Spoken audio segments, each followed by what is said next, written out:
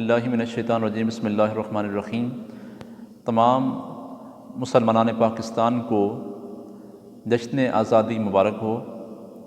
14 اگست 1947 کو اللہ رب العزت کے کرم سے، اس کے فضل اور مہربانی سے اور اکابرین کے عظیم قربانیوں کے نتیجے کے اندر یہ ملک پاکستان معرض وجود میں آیا۔ اسلام کے نام پر بننے والی یہ ریاست جس میں ہم سانس لے رہے ہیں، یہ آزاد ہوئی۔ آزادی اللہ کی بہت بڑی نعمت ہے، اللہ کا بہت بڑا انعام ہے۔ اسلام کے نام پر یہ ریاست معرض وجود میں آئی۔ سامعین محترم، یہ آزادی ہمیں تحفے میں نہیں ملی ہے، کسی نے ہمیں پلیٹ میں رکھ کر نہیں دی ہے۔ یہ آزادی لاکھوں قربانیوں کا نتیجہ ہے۔ اس آزادی کے پیچھے لاکھوں شہداء کا خون ہے اور لاکھوں عزتیں، عصمتیں تار تار ہوئی ہیں۔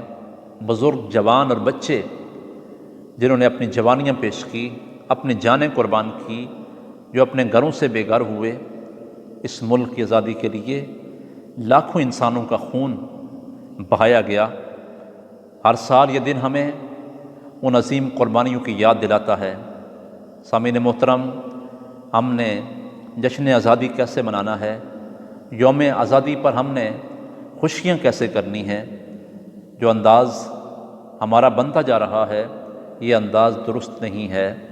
ہم نے کیسے یوم آزادی کو منانا ہے، جشن آزادی کے پروگرام کرنے ہیں، یہ انداز درست نہیں ہے کہ ہم موسیقی کے پروگرام کریں، ناچ گانے کے پروگرام کریں، آزادی کے نام پر ہم بے حیائی کے پروگرام کریں، شراب و کباب کی محفلیں ہوں، ہوائی فائرنگ ہو، پٹاخے، باجے اور گولے یہ چھڑائے جائیں اور لوگوں کو تکلیف دی جائے، اور اس کے علاوہ ون ویلنگ کر کے اپنی جان کو ہلاکت میں ڈالا جائے، گاڑیوں اور موٹر سائیکلوں کے سلنسر نکال کر عوام الناس کو تکلیف پہنچائی جائے۔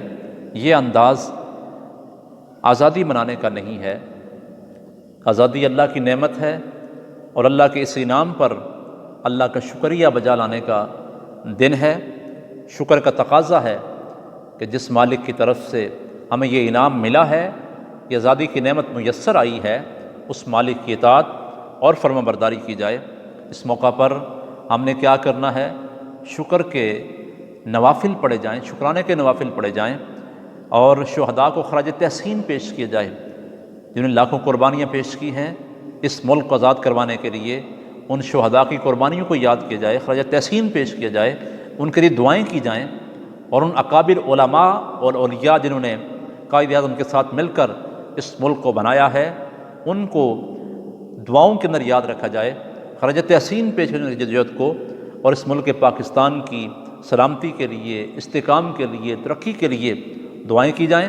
اور ایسے پروگرام گھروں کے اندر، مدارس کے اندر اور سکولوں کے اندر کروائے جائیں، جن سے اپنی نوجوان نسل کو یہ پیغام دیا جائے کہ یہ ملک ہمیں ویسے مفت میں نہیں مل گیا ہے، بلکہ اس ملک آزادی کے پیچھے لاکھوں قربانیاں ہیں، تاکہ اپنے اکابر، اپنے ہیروز کو متعارف کروایا جائے اور اپنی نوجوان نسل کو بھی ان سے آگاہ کیا جائے۔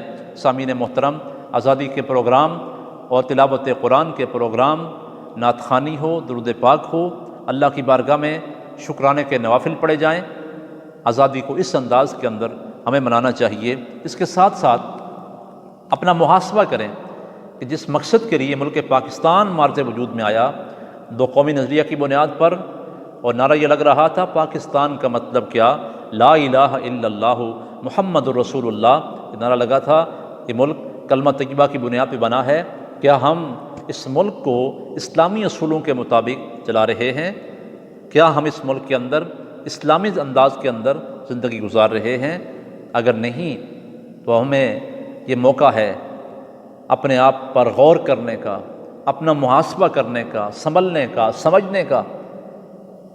آزادی کی قدر کیجئے، ان لوگوں سے پوچھئے آزادی کتنی بڑی نعمت ہے جن کے پاس یہ نعمت میسر نہیں ہے اور جو غلامی کی زندگی گزار رہے ہیں۔